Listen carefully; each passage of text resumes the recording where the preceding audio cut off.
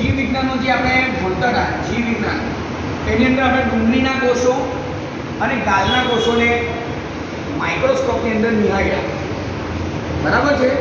આજે આપણે ધોરણ 9ની અંદર જ પણ રસાયણ વિજ્ઞાનનો ભાગ જેને કહેવાય એ રસાયણ વિજ્ઞાન ભાગની અંદર સાચા દ્રાવણો કોને કહેવાય, નિલંબિત દ્રાવણો કોને કહેવાય અને કલીલ દ્રાવણ કોને કહેવાય એ આ પ્રયોગ દ્વારા આપણે સમજવાનો પ્રયત્ન કરીશું, બરાબર છે.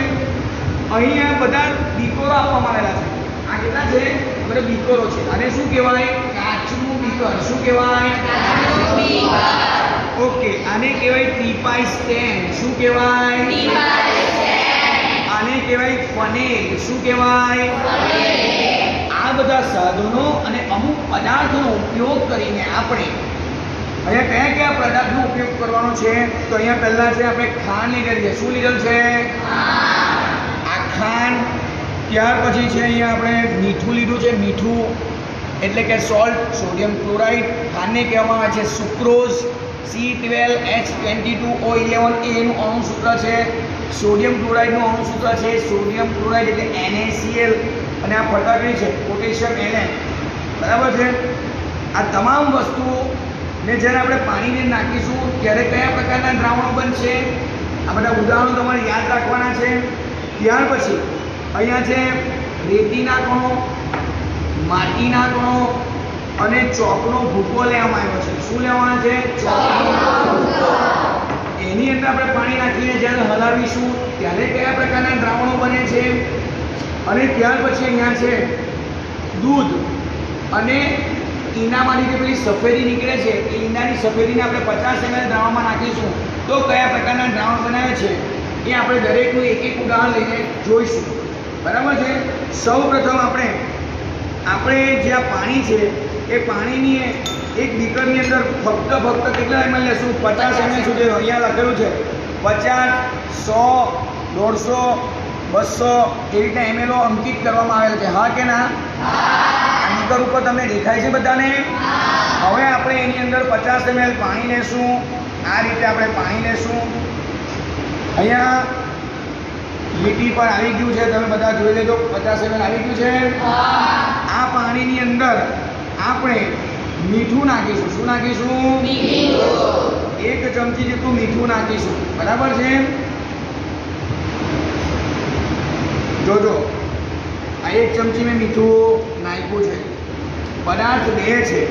હવે હું એને આ એક સ્પેચુલા વડે એટલે કે ચમચી વડે હું એને આપણે આ રીતે હલાવું છું. જોજો દરેક જણ અહીંયા દેખાશે.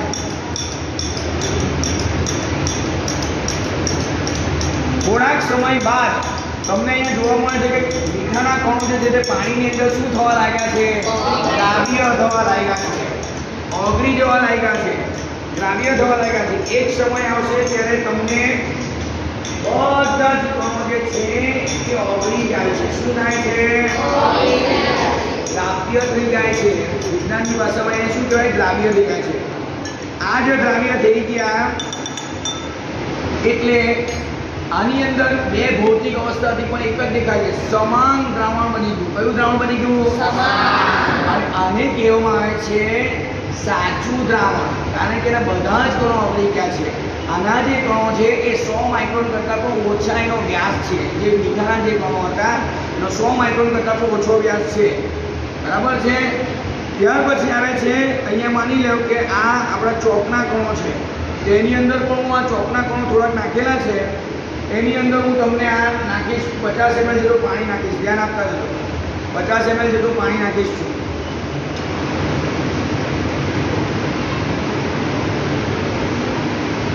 તો એમાં શું થાય છે? ધ્યાન આપતા જજો. 50 ml જેટલું પાણી નાખ્યા, પરંતુ એની અંદર જો ચોકના કણો કેવા રહે છે? દ્રાવ્ય થાય છે કે અદ્રાવ્ય રહે છે? આ તમને પ્રયોગ કરવાથી ફટાફટ તમને સમજ પડે કે દ્રાવ્ય થાય છે કે અદ્રાવ્ય રહે છે. હા કે ના? તો ચોકના કણોનો જે વ્યાસ છે 1000 માઇક્રોન કરતાં પણ વધારે રહે છે, એટલે અદ્રાવ્ય છે. હવે જ્યારે આ એક બીકર છે એ બીકરની અંદર હું 50 ml જેટલું પાણી લેવા અને એની અંદર હું દૂધ નાખીશ.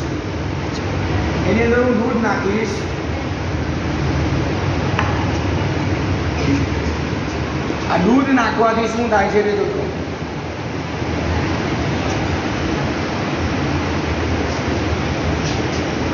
અને હું હલાવીશ.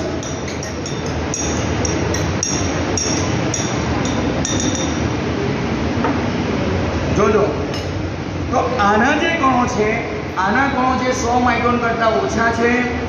આ જે કણો છે 1000 માઇક્રોન કરતાં વધારે એના કણોનો વ્યાસ છે, કણોનો વ્યાસ. જ્યારે દૂધના કણોની અંદર તમે જોશો તો 100 અને 1000 માઇક્રોન કણોની વચ્ચેનો આનો વ્યાસ રહેલો છે. આના કણો જે છે તે બધા દ્રાવ્ય થઈ ગયા છે. આની અંદર જે બધા કણો રહેલા છે આને નિલંબિત દ્રાવણ કહેવાય છે. થોડા સમય પછી આ બધા તળિયે બેસી જશે, એ નિલંબિત દ્રાવણ છે. અને આના કણો જે છે આને કહેવામાં આવે છે કલીલ દ્રાવણ, જે અંદર અંદર અંદર શું કરે છે, ઘૂમ્યા કરે છે. આ દૂધના જે કણો છે અંદર અંદર ઘૂમ્યા કરે છે, આને કહેવામાં આવે છે કલીલ દ્રાવણ. શું કહેવામાં આવે છે? આ આપણે સાચા દ્રાવણ, નિલંબિત દ્રાવણ અને કલીલ દ્રાવણ આપણે આ પ્રયોગો દ્વારા શીખ્યા.